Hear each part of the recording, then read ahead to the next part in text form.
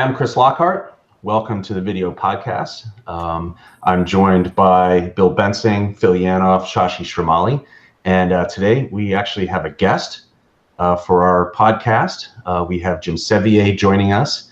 This is Consultants Saying Things, and today we want to talk a little bit about customer experience, sales, marketing, customer relationship management.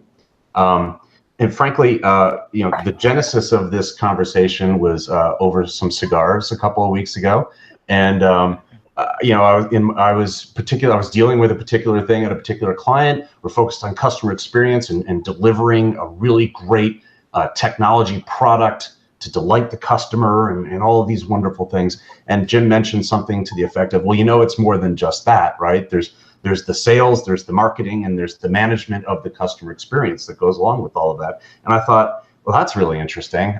Of course, that seems to make a lot of sense, but a lot of people don't really actively think about it. And my client wasn't actively thinking about it. So I wanted to have a little discussion about that. So Jim, thank you for joining us. I appreciate it. You're welcome. Thanks for having me here. Appreciate it. You're coming to us live from a recording studio somewhere in the valley, I take it? In the heart of downtown Burbank and in the Hollywood Hills. Let me pose this to you, and then we can have some of the others here join in. I mean, I'm thinking customer experience. I already mentioned erroneously thinking about it as a technology delivery thing. I know that that's wrong, but that's sort of what came to my mind. And we have relationship management, right? The management of the customer relationship, but we also have the sales and marketing piece of it. How do these three things relate to each other? They are individual things in most companies, because companies really haven't. I don't know that they've actually had a holistic look at really how to deal with customer issues, because sometimes the customer has a problem with a product, so they go to engineering or to support, and nobody in sales ever sees that. No one really ever reaches out customer-wise to the marketing department, but the marketing department's always reaching out to the customer. And then you've got situations where you're in sales, where you're forward-looking, you'd never look behind you, and so you're always looking for the next sale. So in a lot of cases, the customer journey is chopped up into, and then if anything really bad goes on to a really good client, then senior leadership gets involved, and then that's just a whole other slew of issues that come on.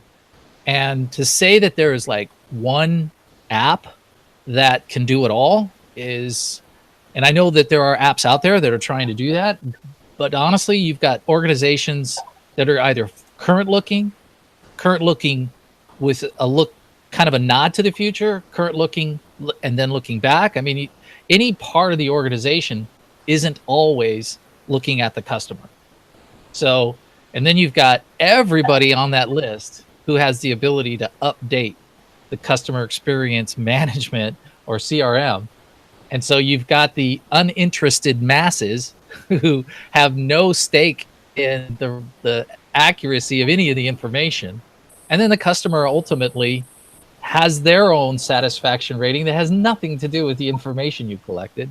So yeah, there's a lot of moving pieces here. Typically, the way we break down how the organizations are structured are basically in three ways. One is you have front office, you have back office, and you have middle office. Front office is primarily the function which is your customers directly in one way, shape, or form, which includes your product, because product what you build are directly consumed by your members, right? And then you have sales, they interact with your constituents directly, marketing that works with your members directly, and then lately we have moved customer service from being a back office function to a front office function, because they are one of the key components to making your constituent experience a world class. I think all these four functions needs to work in tandem, needs to collaborate heavily in order to provide a top class constituent experience working with the members directly. Bill Bensing, you're dealing with rapid development, agile development, smaller companies moving faster. Are they thinking of it in chunked up in that way, or is it a smooth continuum, or I don't know, whatever word the millennials have come up with to describe it? As I'm hearing front office, back office, and sales and marketing, and I think the answer is no, because the word I'm using and the concept is growth hacking. So just for a bit of background, in a very early... I'm sorry. Growth hacking? Is that what you just said? Growth hacking. It's actually a book called Growth Hacking. Phenomenal. So growth hacking. And so as I think about, I'm hearing Sashi talk about mid, front, back office. My question to myself, and I look to my, to the Googles of the world, they're always my inspirations on how they deal with customers is, and I ask myself this question, do they have a mid, back, front office? Because all I have is literally 2 engineers who need to touch customers and get product out to market. And a couple other folks around that. So as I think about my customer relation management, and maybe it's a broad question back because this is what I'm trying to answer is what does CRM mean when you're in a small world and you don't have the luxury of a front, mid, back office? Or is the front, mid, back office an archaic concept that as you think about very tech-aligned companies, let's say Netflix, Google, whatever it may be, have they redefined how that comes to a customer relation management with, look at Amazon being customer-centric?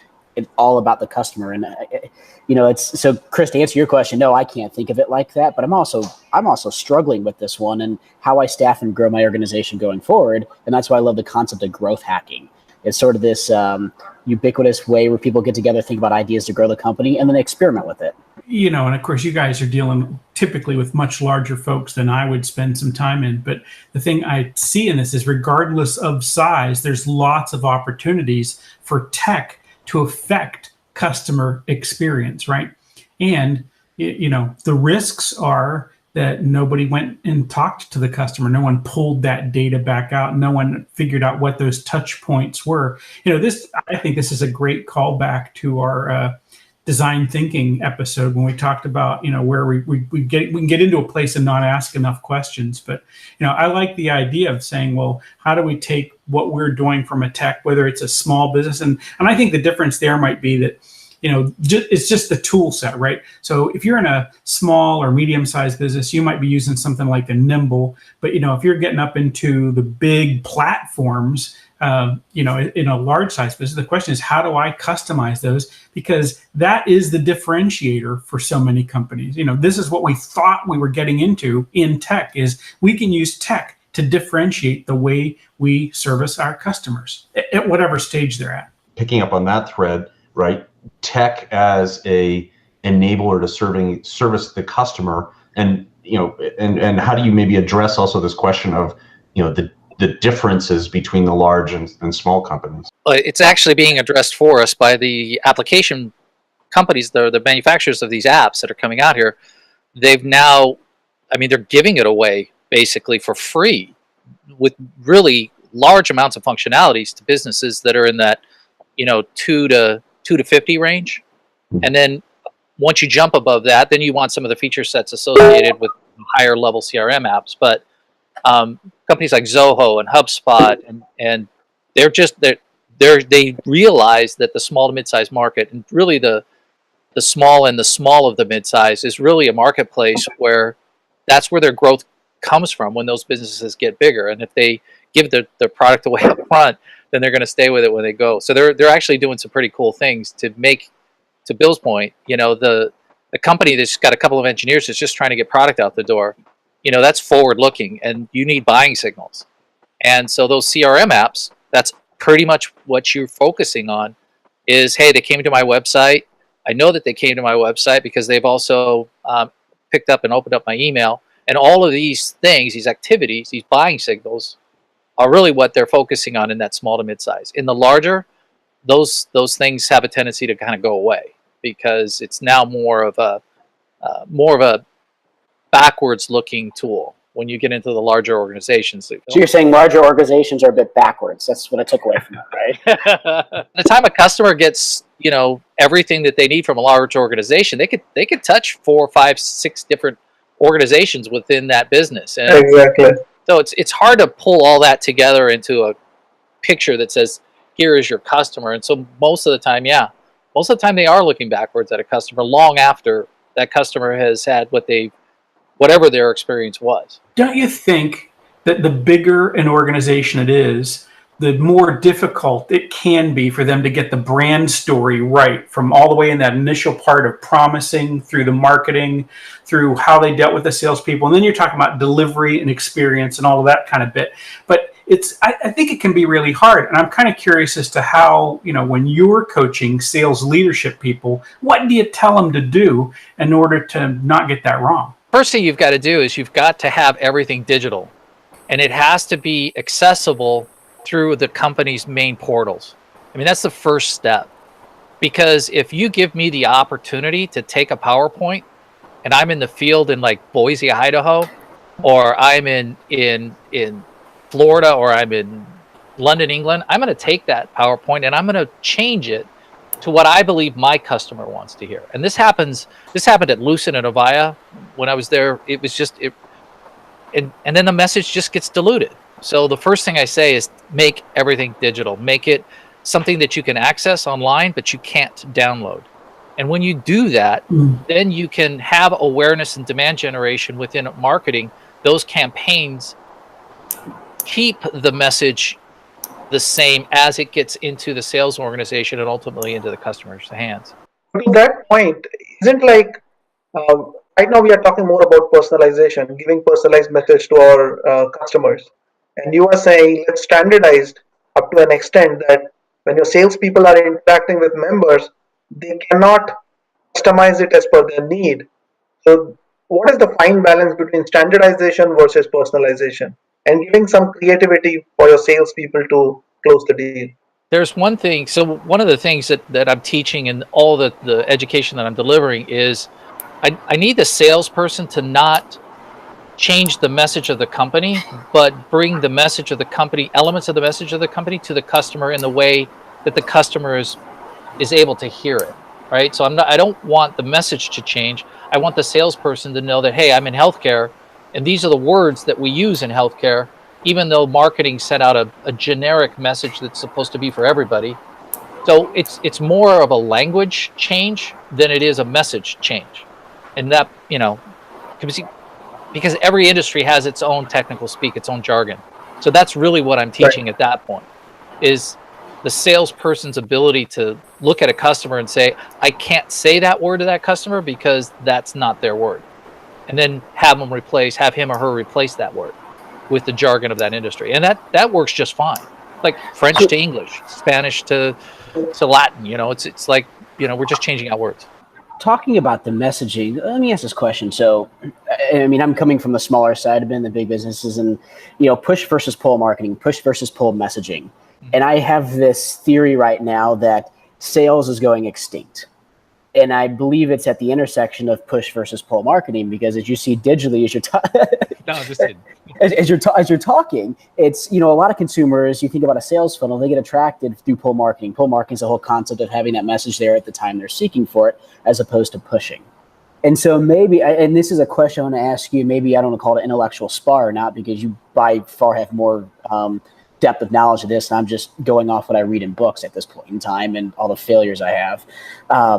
But what if sales disappears tomorrow? What if there are no sales? What if it's all pull marketing, where your customers meeting you at the intersection, but also your whole strategy is to pull them through the funnel, and you're just using a messaging approach for that? It's interesting. That is, honestly, that is the discussion that I'm having with sales organizations today. How often do you talk to a sales rep at Amazon or Google, or you name the major retailers out there? How often do you actually speak to somebody?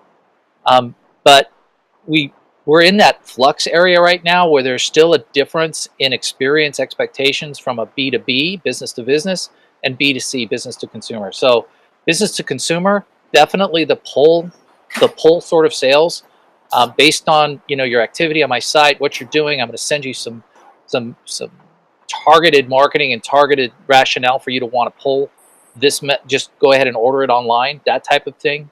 But in the B2B world, there's still a concierge aspect to the selling process. They're still going to do a lot of their homework more online, right? That's a big change in the B2B marketplace that's happened. They'll do like 80% of that, but there's just not enough. Well, let me put it a different way. There's a lot of marketing out there and it's hard to tell marketing from different forms of reality. So they're looking for a concierge, and that concierge absolutely has to have experience doing what it is that they are looking to do. That's, Jim, isn't that the sort of the optimal state of any type of sales or marketing, is that your customers sell on your behalf? That is it. I mean, I can look at my wife's business. She's in motion picture and television. She's not done 1 ounce of marketing her entire 25 years in her business. And she gets referrals. And she does such a great job that people just move on to the next job that she's worked with to another production company, and they just bring her on. There's absolutely her business in that market, in that perspective, I guess is what you're saying, is that it really becomes a referral. Now, it's taken her 25 years to do that. And let me tell you what year 1 through 7 was like for her. Demand generation is forward-looking. And again, CRM, in my perspective, is after you've got all that data in, what kind of analytics can you pull from it, like trends and analysis of, likeliness of somebody to buy. All that stuff is backwards-looking. When you use demand generation, that is 100% marketing. That's normally now socialized. And it's actually targeting call to actions that drive the behavior of the customer, whether it's a business customer or consumer, back to the website so that you can log that access, see them enter your web portal, or see them access the content that's inside of your website. Normally my mind is like, tech is not the problem. It's always people, right? The people problem, available on Amazon.com. But today I'm very much in the technology mindset, right? So when I hear all of this, tell me I'm wrong, Jim. All I'm hearing is data. It's data. It's either historical data that I'm running analytics on, or it's real-time data, or it's some sort of forward-looking data, prediction engines and things of that nature. Is this just a data thing? In which case, maybe a large company running SAP CRM, $100 million implementation with 1,000 people all, on the keyboard, maybe they have a leg up on this versus Bill and his 2 engineers, who I presume are in middle school, and don't have like that depth of data, right, to really go off of. Is this a data thing, or is it not? It's a journey, even as a business. When you start out and you're a startup in that first 3 to 5, it really isn't about data. It's about, to what Sasha was saying, was really about customer service. It's really about creating a referenceable base of accounts. So it's really not data at that point. In fact, most companies in that 1 to 3 to 5 year range almost have no CRM at all, right? Yep. They're just, everything's manual, everything's on Post-its. The people are there because they want to be there, not because they're really getting paid a lot, right? So there's a heart element involved there. Then it changes. When you go from like $5 to $15 million, a big shift changes, and that is somebody. I don't know how this started, and I'm still trying to dissect this a little bit more. But between 5 to 15 million, somebody stands up in the organization and says, "We got to start collecting data." Again, I don't know where that started, but they do. They say, we're old enough, we're big enough now. We got to have policies, we got to have procedures, we got to write things down. We've got HR now. And so they just start collecting data, and that just usually goes into a CRM app because no one knows what else to do with it. So it's kind of, and then when you get to the big of bigs, then it becomes AI. I mean, that's if you want to talk about a differentiator for larger organizations, it's their ability. They have so much data that you can end up probably talking 3/4 of the way through some sort of technical support or sales support, and you don't even realize you're talking to a bot. Yeah, I actually just had a client that is working on that particular thing.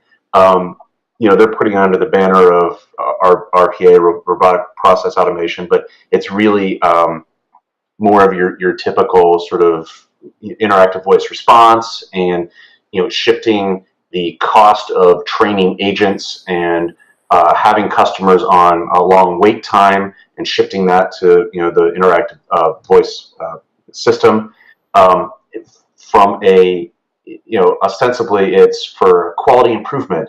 It's a cost play also, right? Cost play. It's a big cut. But yeah, I mean, so where is that balance? Because the worst experience, right, is the friggin', automated thing that can't understand what you're saying. And at the end of the day, it's just agent. Give me the agent, agent. I'll transfer you to the agent now, right? And that's not the experience that I want. And that's not the result that the company wanted me to have. At the end of the day, I'm still using resources to talk to a person. So where is that balance, right? Between the heavy footprint to make sure that the experience is right versus, the cost of doing all of that. The balance is time, right? First time a cell phone got in your hands, you were like, oh, this is so crazy. This is amazing. I can do so many things. And then your calls started dropping. I got to tell you, I got to raise my hand. I threw more cell phones out the window of my car the first 5 years that cell phones existed because they were just so infuriating. I'm on a call. I'm trying to get a point across, and then I got no voice, right? So it's crazy that, but the tech that we're talking about, any sort of automation, whether that's, AI, auto response bots, voice interaction, all that kind of stuff, it's gotten dramatically better over the last 10 years, and it will continue to get better. And even in the last 2 years has gotten a lot better. And it's just our ability to wait out the time that it's going to take for it to be really beneficial to us. I was on an AI bot with UPS just yesterday. They told me they delivered a package. It didn't. It did from their perspective. It didn't from mine. And that's all I kept saying to it. Customer service agent, customer service. And I just wouldn't stop saying that until I got somebody on the line. But it was kind of funny there for a second. I thought about it. I was actually having an argument with a bot that was trying to put me somewhere in a nice little box that they could tell what it was that I needed. And I didn't want to go there. So we got a little ways to go, but it's time. If I'm a practitioner, right, just making it very practical and real, and maybe in a small company or maybe in a large company, but what's my takeaway from this? Because I'm engaged. Let's say I'm a developer. I'm engaged in writing code to deliver X as part of a feature set, right, for the product or service, right? Why should I care about the sales and marketing process for the thing that I'm releasing in terms of development? How am I supposed to react to all of this as a tech practitioner? So a lot of times, we're trying to figure out what it is we're going to deliver, and we never saw what were the stories we were telling the customer about what we were going to deliver, right? And we've all had those kinds of problems occur, but I think there's just not enough cross-pollination a lot of times. Again, what did we say we were going to do, and did we actually do it? I think it can be as simple as that, but in big organizations, it's expensive to get those people in a room and have them talk to each other, and so sometimes there's a shortcut taken. And I think if you do that, the problem we have is the guys who are really good at this, the people with the biggest organizations, the biggest budgets, the ones who have the most sophisticated consultants, they really are going to use things like AI to sort of bridge some of these gaps, right? They're going to reach in and say, well, let's get this data put together, and now let's go respond to that. That is going to be part of the solution. And again, it does in fact change whether I am trying to do, this really flat thing, right, where I'm going to deal with a whole bunch of consumers, right? That's a highly automated process, as opposed to, our shorthand for it in this conversation today has been B2B. But the fact is, if I'm a category defining product, the value that I'm bringing to this process is education, right? I've got to help educate a client about something brand new in terms of how they're going to be doing business, because I'm going to be changing that. And it won't necessarily come easy, and it might be really expensive. The beauty of that is I've built a wall around what I'm doing, and that's a completely different way of delivering. If I'm going to go do that, the processes I build around that, the way that I'm going to communicate with the customer, the way I'm going to keep touching them changes, as opposed to if I'm doing something really flat. Do you see that as a common model in anything you're doing? Maybe it's a large or small organization where people are bringing down to smaller teams that have every resource they need, that can theoretically be independent from the parent company, but yet highly cohesive in the fact that they are achieving the same mission by going that way. Yeah, that you've hit it on the head. That's really what organizations today are having to do to just survive, is to instead of having a large organization with a huge line card, they're taking 2 or 3 or 4 individuals putting it together in a team, giving them one product each to sell, and having them go into a marketplace and dominate that marketplace with their brand name and that product. And that's all that these guys are doing today. And that has significantly improved their ability to communicate better to customers, because now they're instead of talking about 30 things with the client, they're only talking about one. So that definitely is the trend, and we're seeing it in large, medium, and small. It is a small, medium, or a small to medium size way you do business, and the larger organizations are now seeing the value of basically making sales squads. What has fundamentally changed? Is it just tech and the velocity with which modern expectations are changing? Or is there something fundamentally the same? It's just being delivered differently or handled differently? What's changing, or is anything changing? I think ultimately organizations have realized that the definition of insanity being that they're going to expect different results doing the same thing over and over again. They finally got a level, and I honestly think they've got a youthfulness inside of their sales leadership that hasn't happened yet, or hasn't happened until now, because we're just getting to millennials are in that range where they're in those stakeholder leadership roles, and I think that's what's driving this. But it has changed. This isn't about tech, by the way. This isn't about anything more than just being able to say something engaging and relevant to a client, and getting feedback, immediate feedback, either through of interaction like you and I and we are all having here in front of video, or getting a delayed response through email, or getting a semi active response through social media. That's really, it's not tech. It's not really a process that has changed, or a methodology. It's just, I think that there's a new mindset now that just says what we've been doing for the last 100 years, it can't be what we do when we move into the next 50. We've got to change something, and the easiest thing to change is the sales organization, if you will. I totally agree with his comment regarding I'm not going to call it the extinction of sales, but it's clearly going to evolve into something that doesn't look at all like it does today. And a lot of older reps that I have ability to mentor, they're having a real difficult time with this. What you said is right, and that's exactly what we are observing in the industry as well. That is exactly the reason why you got to do the customer experience design by putting people from sales, service, marketing, product, and other stakeholders. Everybody has a vision in their head that what experience should look like. It's important for an organization, especially the large organization, to put them in a room saying, let's agree on the experience we want to provide. Let's execute on it, rather than keep reinventing and rethinking about it. It has to be time-boxed innovation or experience design. A couple weeks ago, Google showed off the Google Duplex feature at Google I/O, which was Google basically on your behalf making outbound phone calls, booking a hair salon call, maybe ordering food from a restaurant or something like that. And I'm wondering, as you're talking to people about, building and cultivating sales teams, how do you see that sort of technology either integrating or disrupting the sales process? From a consumer-based targeting perspective, I would see that it would be a sales enabler. I can see that for smaller companies, that could be a huge sales enabler. For larger organizations, however, I think that, again, just based on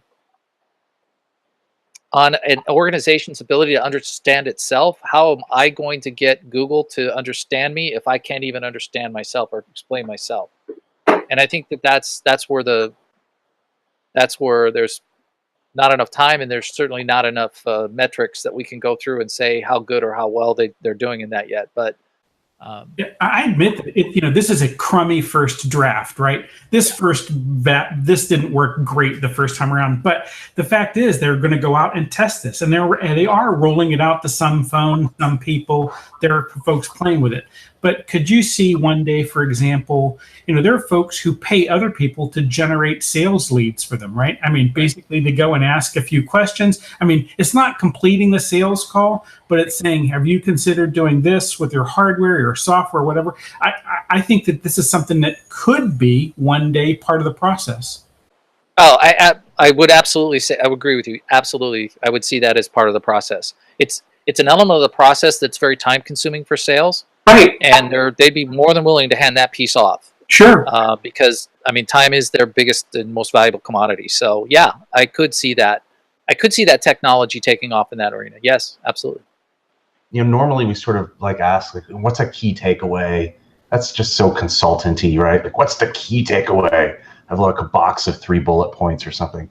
I think what's more interesting is, and maybe we can go in age order. So we'll start with Bill, obviously, right? I didn't know you were starting at. Which end of the spectrum? Yeah.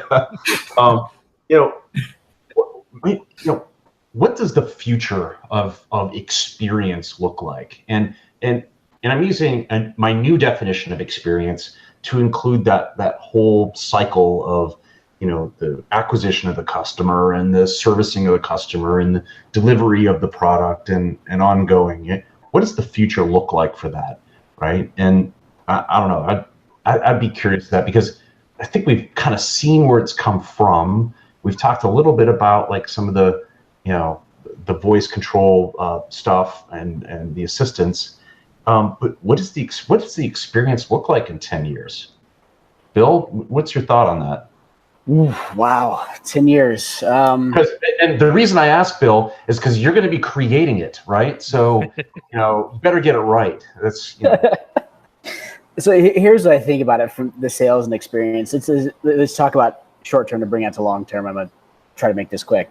So what you're going to see is, I think Jim was talking to, you're going to see what you see in small, medium-sized businesses going to large businesses. This small team of folks getting together, have all the resources they need to bring products to market, because that is evidently proven disruptive in today's how we do sales and bring product to market today.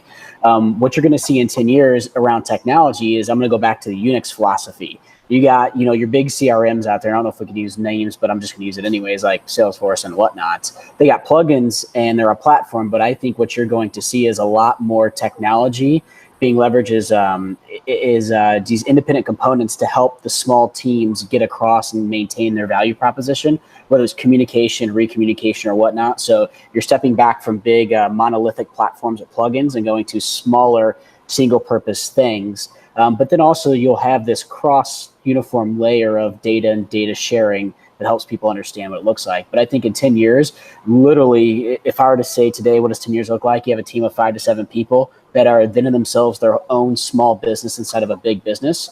And then businesses look like what do they call that? I don't want to call it a conglomerate, but it's like all team is basically like wholly owned. I'm missing the words, but literally like their own small company instead of a big company. And you got thousands of them. So that's my 10-year prediction.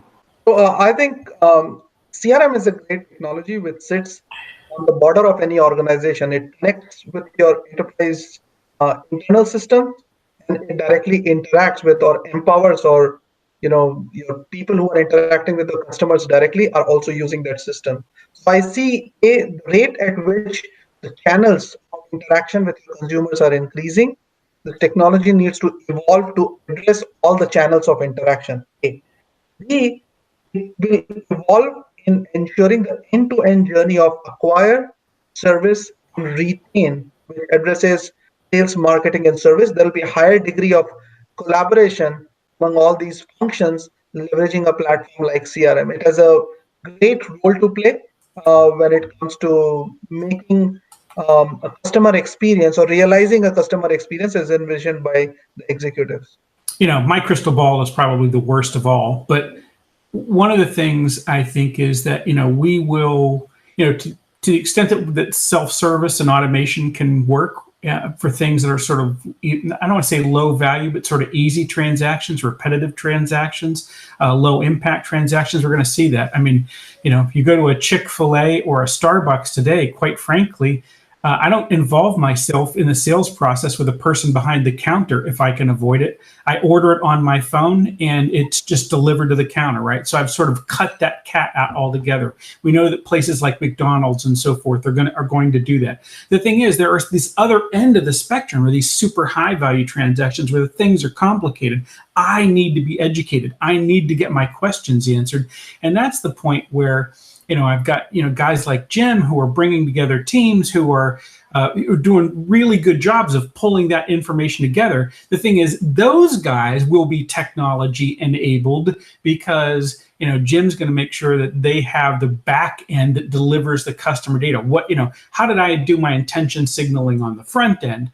In my business, what am I likely to need? What are other people who are profiled like me? What sort of technology do they need to push them forward? So I think there's a whole lot of work to be done here, whether you're at either end. On the consultant side, you just got to pick out where you want to play.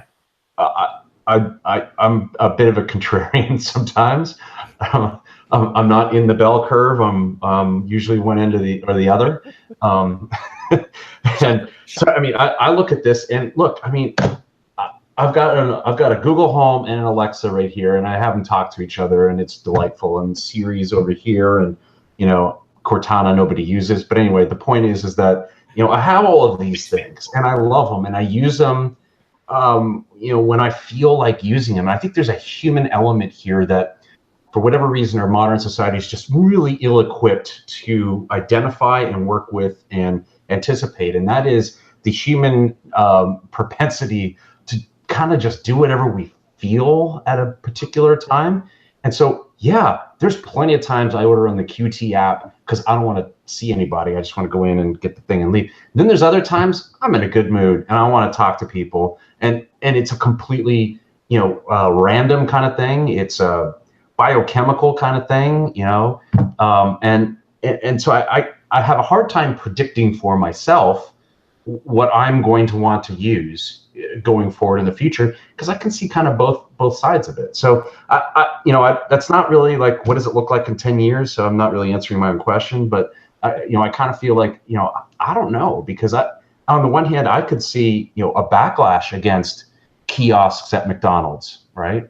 Yeah. I get it. It's reducing costs. They're going to see, a drop in operational costs. It's going to make their margin better. It could look good financially in the short term. There could be, I don't want to go there, right? And the screen's greasy, or I don't know, whatever it is, right? I could see a backlash to that kind of thing. On the other hand, I can see people love it and their sales go up. So I don't know is my answer. But Jim, give us the expert perspective on this. What's it going to look like in the future? Well, to your point, Chris, the easy pickoff on that one is that there is a human element to it. There is a people problem here when it comes to any time where you want to automate your outreach and automate your ability to reach an audience that you're trying to reach with a product or service you're delivering. It's just, you'll get somebody one day doing it one way, and then the very next day they'll just change randomly and without you even knowing it. So there is definitely a biological issue here that we can probably spend too much time on and not really get much value out of. But that aside, I think the history or what's shown us the direction that we're going is to smaller, more focused selling environments. Now, whether that happens human to human, whether that happens bot to human, whether that happens bot to bot, because there's also bots now that I can have on my computer that will automatically respond to your bot, right? So we can just have computers talking to computers, having their own arguments. But that aside, sales needs to be more efficient, and it needs to get out of I'm going to make 100 calls a day, cold calling people that I don't know whether or not they have a need or a want. And I guess the analogy I would use there is kind of the way television programming is going. Instead of just broadcasting, they're now creating very specific channels of types of content, and they're just letting people go to it.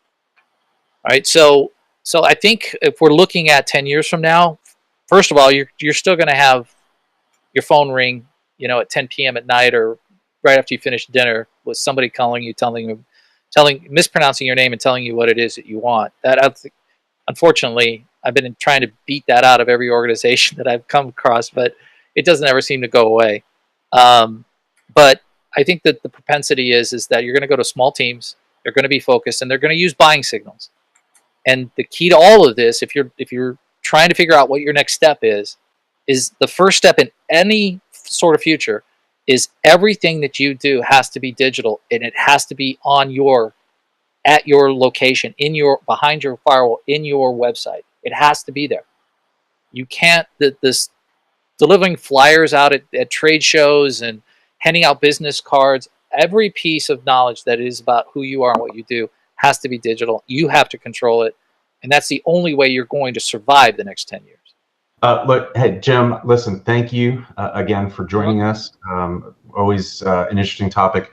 I know this is a completely different topic, sort of related, but totally different. You gave a TEDx talk on the digital divide, which maybe we could have you back to talk about at some point in the future, because that may make or break some of the things that we've been talking about today, right? So absolutely. No, I appreciate it. Thank you. And also, just a shout out, you're in Mad Men season 4, episode 10. Yeah. So you're in the background in the club or something, right? Yeah. Something like that. When they're talking to each other in the club, just look straight back. I'm smoking a clove cigarette and drinking near beer for like 3 days. It was not pleasant. So we'll say you were smoking a Lucky Strike. There you go. Yes, yeah. That's what it was on the show. And drinking Canadian Club. Yeah. So, hey, listen, guys, I appreciate it. Thanks, everybody. We'll definitely make sure that there are links up with the video and whatnot. Jim, thanks. Thank you. Appreciate it. Jim Sevier, Bill Bensing, Phil Yanoff, Shashi Shromali. I'm Chris Lockhart. This was Consultants Saying Things. Thanks, everybody, and we will see you next time. Thanks, Chris.